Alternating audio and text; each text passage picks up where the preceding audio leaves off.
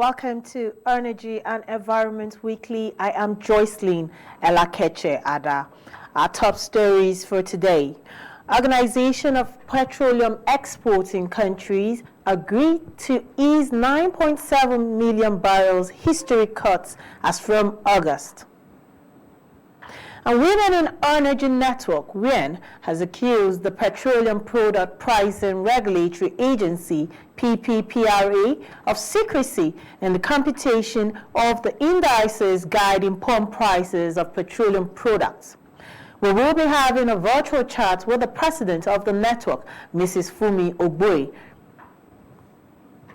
And the Nigerian National Petroleum Corporation, NNPC, advises against the swift relocation of tank firms from their current locations, says it will cause dislocation in the supply and distribution chain of petroleum products across the country.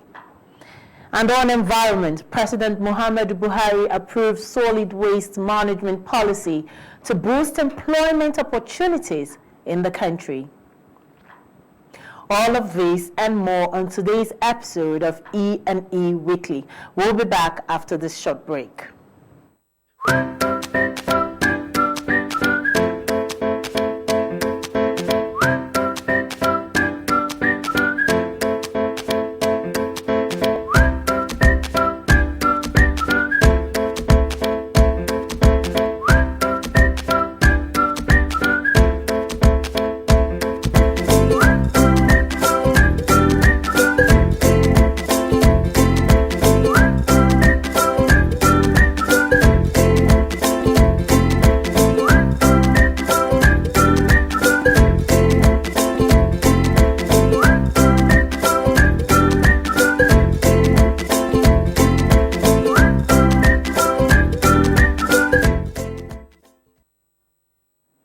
Welcome back to Energy and Environment Weekly.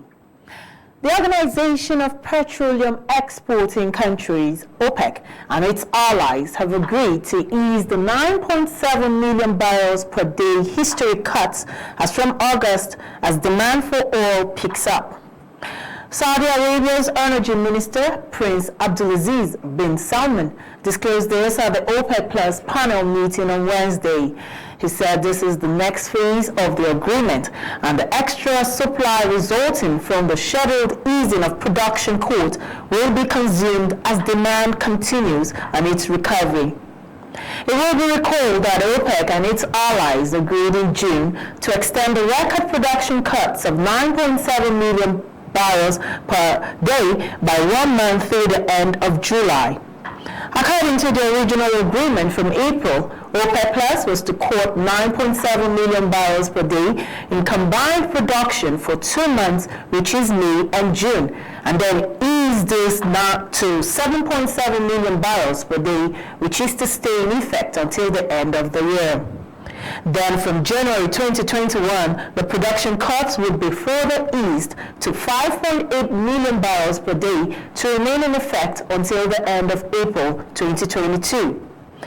According to the meeting on Wednesday, there will be another extension of a record 9.7 million barrels per day cut. The Saudi Energy Minister said this time the cuts will be deeper than that because of the mechanism for laggards to compensate for their loose compliance in May and June. According to OPEC estimates, the collective OPEC Plus quote in August to September would be on paper at least some 8.553 million barrels per day in the next 2 months, as Iraq, Nigeria, Angola, Russia, and Kazakhstan will be quoting deeper to compensate for previous lack of compliance. Prince Salman said Saudi Arabia will keep its August oil export at the same level as in July. Let's now take a look at OPEC members' oil prices for today.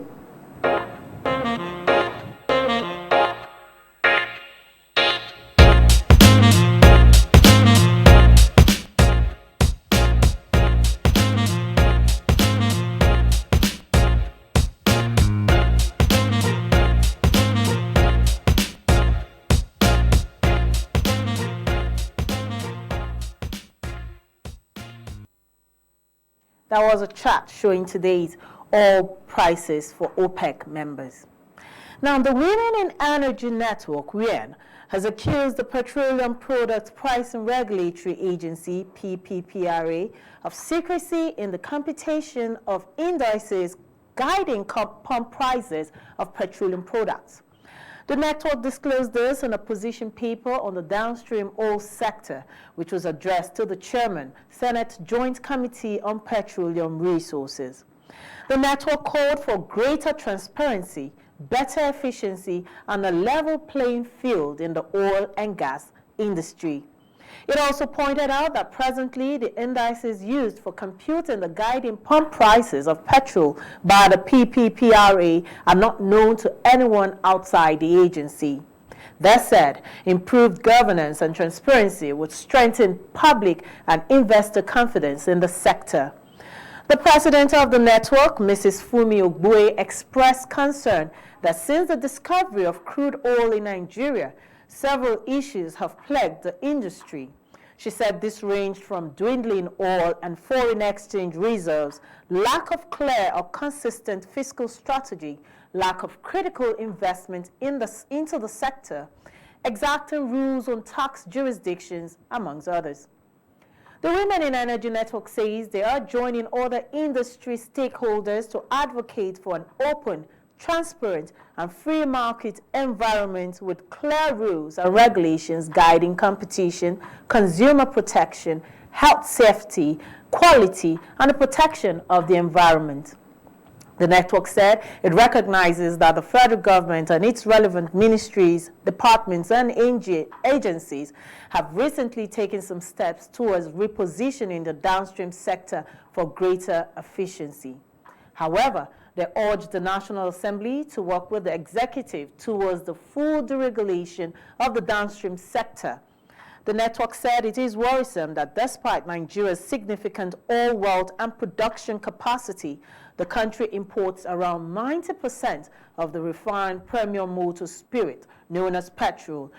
According to the network, they say it is extremely rare for major oil producers to import PMS in the quantity at which Nigeria imports, and that Nigeria is one of the only members of OPEC besides the Republic of Congo and Equatorial Guinea that imports any such products at all. They say Nigeria's 4 refineries have been poorly maintained for decades and operate at a fraction of their actual capacity. The network is asking the federal government not to spend any additional funds on repairing or maintaining the refineries, but should undertake roadshows, investment drives, and other necessary actions to facilitate the outsourced management, privatization, or outright sale of the existing refineries, while seeking to attract or promote investments in new refineries such as the upcoming Dangote refinery. They gave an example of the privatization of LMA Petrochemical, saying the turnaround shows that the refineries are better managed by the private sector. And in addition, they advised government to encourage modular refineries as a means of boosting local refining capacity. But in all of this, they asked government to pursue a deliberate policy of encouraging women participation in local refining by mandating 20 to 30% women participation in the shareholding structure of modular refineries.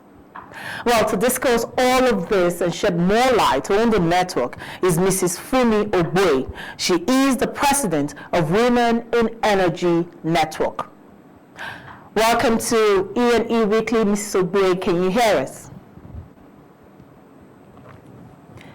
Can you hear us, Mrs. OGBUE? I can't really hear you. I don't know if you're asking me a question. Okay, I was welcoming you to the program. Can you hear me now?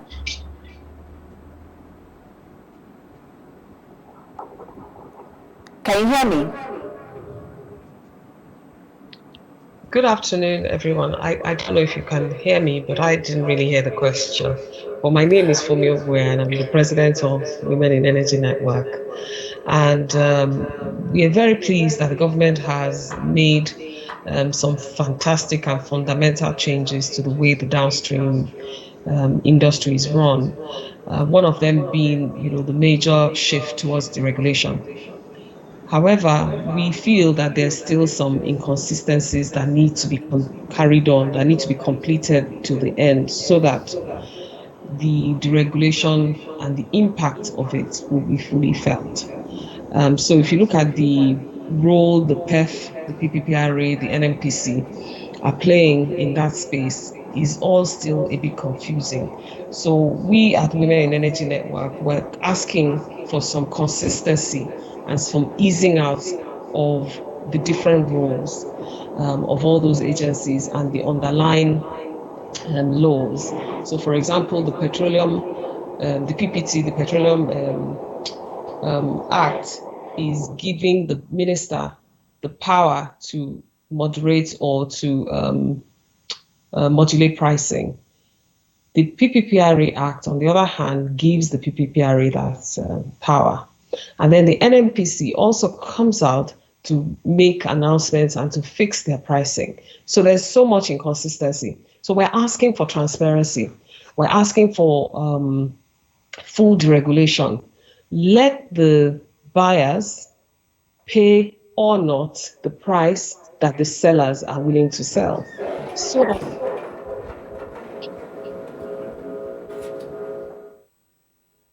in the way that Mrs. Gray, the network accused the PPPRA of not carrying them along. Now, you are aware that the monthly pricing regulation was approved by President Muhammadu Buhari. This was during the oil price crash, of course. Now, by being given this mandate by the president, why is WIEN accusing them of not being transparent? I mean, we're not accusing them of not being transparent. We're just pointing out inconsistencies that we see in the downstream space. So the Minister of Petroleum, the Minister of State for Petroleum Resources, in a price statement said that the policy of price modulation will now be in place when it comes to petrol. I mean, as you know, diesel, AGO, is fully deregulated and it works quite well. But the minister came up and said they would use price modulation and the PPPRA would be the one that will regulate that or that will execute that. And the templates, so to speak, will still be used. Then the NNPC came out and announced his own pump price shortly after that at 125. Okay, so right there, you could see that there was some inconsistencies. Then a few days after that, PPPRA came back, agreed with that same price, that the NNPC, he now announced that as his own template price that the NNPC had announced. So it looked like there was some price fixing going on right there. Okay, and then in April, GMD came out and said, henceforth, there will be no subsidy payments in any way, under any guise. Yet the PEF still exists, saying that it will do what it does, which is around ensuring that there's uniform pricing. How are they going to do that if there's no subsidy? Okay, and then if you look at what the PPPRA is supposed to do, it's supposed to be a market-based pricing regime. We don't see how they're going to be able to do that. We don't see. It doesn't allow for a fully deregulated market when you are still having a pricing template. So we're saying that we fully align with the policy of deregulation, and we would like that deregulation to be executed fully. That's what we're saying. We're not accusing anybody. We're just saying government has already come out to say we want to deregulate. Or in fact, we have deregulated and there's no subsidy. And we're just trying to point out where the inherent subsidy could potentially reside. And that's in the PPPRA templates, the PEF, and also when you look at some of the existing laws. In Section 6.1 of the Petroleum Act, it provides that the Minister of Petroleum Resources may make an order published in the Federal Gazette to fix the price at which petroleum products or any class of products may be sold, right? This implies that the minister can fix the price at any time. Then you look into the PPPRA Act. It also states that the PPPRA shall determine the pricing policy of petroleum products and moderate volatility. This implies that PPPRA also has the responsibility to determine the prices of petroleum products. And these provisions do not derogate from the power of the minister to fix the prices. So there's inconsistency and confusion. So we're saying that can the PPPRA Act be abolished completely? Can PEF be dissolved completely? Because those two things are not required under a deregulated economy. Okay. Yes, there's inconsistency and there's no clarity. PPPRA is supposed to also publish these prices. They are not consistent. They're not consistent.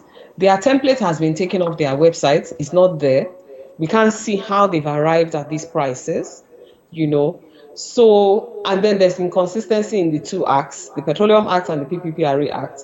The role of NNPC seems to be that of a regulator as well as a player, because how is it that they announce a price on day one and then PPPRA follows on day two with that same price? You know, it's almost like a market fixing.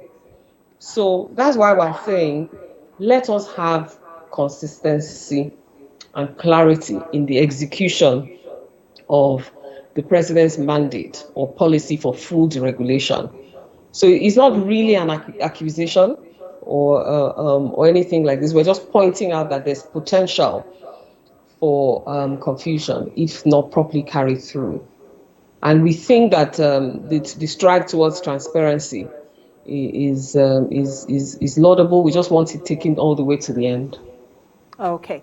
Now, before we let you go, a lot of stakeholders are calling for the rehabilitation of the nation's refineries. But WIEN is saying government should not spend in the rehabilitation of its refineries. Can you shed more light on this? Because you do know that the price we produce, the amount we spend in producing fuel here, it's quite high. It's about $17. Meanwhile, countries such as Saudi Arabia is spending about $4 to $5. And this is because we don't have functioning refineries. So what would you say? What would the network say the government should not spend on rehabilitating the refineries? So it costs Nigeria $2.8 billion last year alone to provide fuel subsidy, 1 trillion naira. This is the cost of having those refineries not working. It's a huge cost.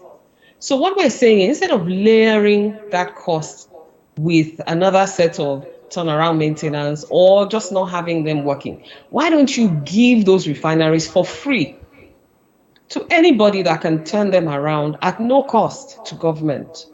Because that 2.8 billion that we're spending on subsidy is enough to turn those refineries into profit-making refineries, and then allow people to build more refineries.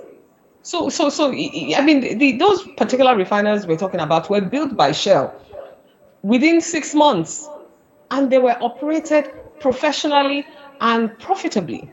You know, so why is government trying to do a new model when we have models that work?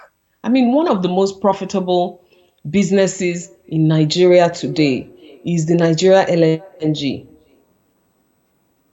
We have an existing framework. It is not 100% owned or run government organization. It's not, and it works. So I just feel that there are very, very well documented ways that business can run in Nigeria. And I don't know why we keep putting money into subsidy or putting money into turnaround maintenance for something that is run in a way that doesn't work. As long as I've been working in the oil industry in Nigeria, which is almost 30 years, we've talked about these refineries not working. So I'm just saying, give it away for free. Let the people who know how to run refineries run them, and give the incentive or the permits. Encourage more private sector involvement in refineries so that we can have enough fuel to power our economies in Africa, because Nigeria will not only supply Nigeria, but it will supply all of Africa. So when the Dangote refinery starts working, I'm sure it will meet a lot of the needs of Nigeria. But I see, or we see in WIEN, a space where more modular refineries can be built and can thrive. We really see it. And women have been traditionally very good at running enterprise. We feel that more women should be encouraged to go into the refining business, and it will turn the landscape around. We wouldn't be where we are in a couple years from now if we opened it up to more private sector players and give Thank those you very existing much, partners Mrs. for OGBUE. free. Thank you for being on E&E Weekly. We hope to have you again soon. Thank you very much for having me. That was Mrs. FUNMI OGBUE. She is the president of Women in Energy Network. We'll take a short break now, and when we come back, more stories on the energy and environment sector. Stay with us.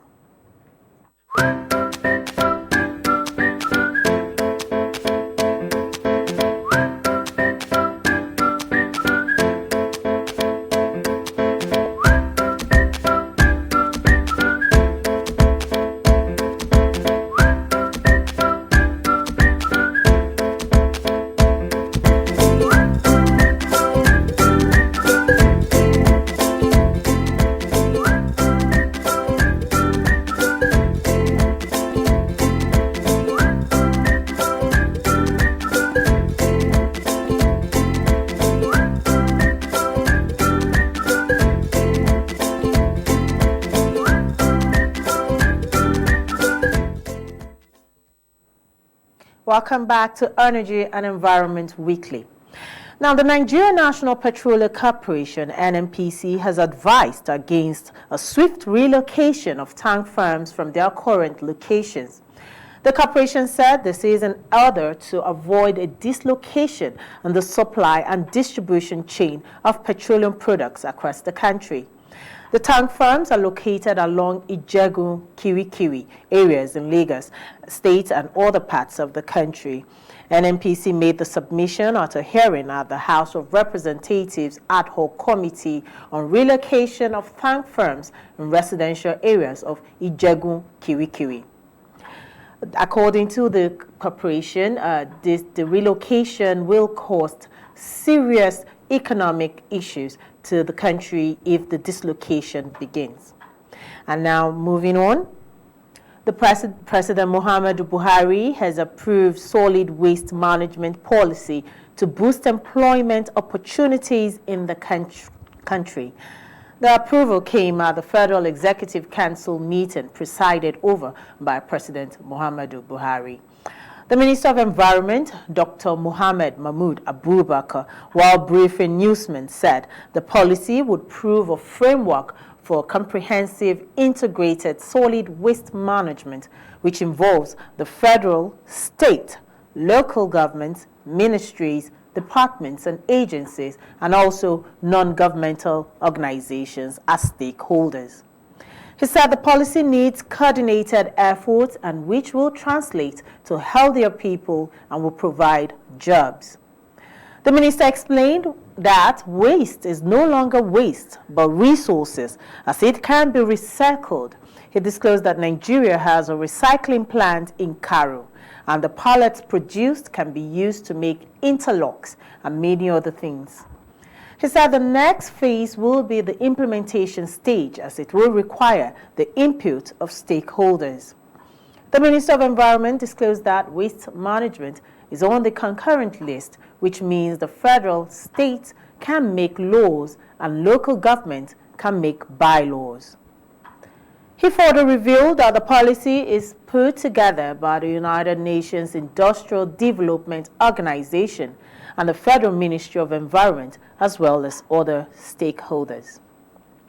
And still on our environment stories, the Director General / Chief Executive Officer of the National Biosafety Management Agency, NBMA, Dr. Rufus, inaugurated the Committee for the Drafting of the National Biosecurity Police. The DG charged the members to put in their utmost best to ensure that a draft national policy on biosecurity is made available within a short time frame. According to him, the draft policy, when completed, would be forwarded to the Federal Executive Council through the Federal Ministry of Environment. Dr. OGBUE said the committee should look at areas where there are existing national biosecurity policies and come up with a draft document to form a blueprint which will ensure that the country's involvement in biosecurity globally will be properly streamlined and harnessed. He said Nigeria would not be caught unaware as there are moves in place to ensure that Nigeria responds promptly to organisms that threaten the environment and human health. Dr. Rufus reiterated the commitment of the NBMA to developing a sound and holistic biosafety and biosecurity system in Nigeria and Africa. The director of the African Union Development Agency, AUDA, African Biosafety Network of Expertise, APNE, Dr. Jeremy Odrago, who joined the meeting alongside his team online, commended the agency and the DG for his unending resolve in ensuring that biosafety and biosecurity in Nigeria and Africa are not left at the back seat. He said the African Union is working with the World Health Organization to develop a policy, noting that APNE will support Nigeria through the drafting process. The chairman of the newly inaugurated committee and director of Biosecurity Department of the agency, Mrs. Chinyere Nzeduru, spoke on behalf of members of the committee, commending the DG for trusting the members with the task. She gave assurance that the committee will not rest on its oars in ensuring the development of a draft policy within the laid down time frame. The 20-man committee is expected to hit the ground running while ensuring that the first draft policy is made available on the 17th of July, 2020. And that's our package for this Thursday's edition of Energy and Environment Weekly. Remember, you can watch this episode and previous episodes of the program on its YouTube page. Simply search for E&E Weekly. I am Joycelyn Elakeche Ada. Thanks for watching.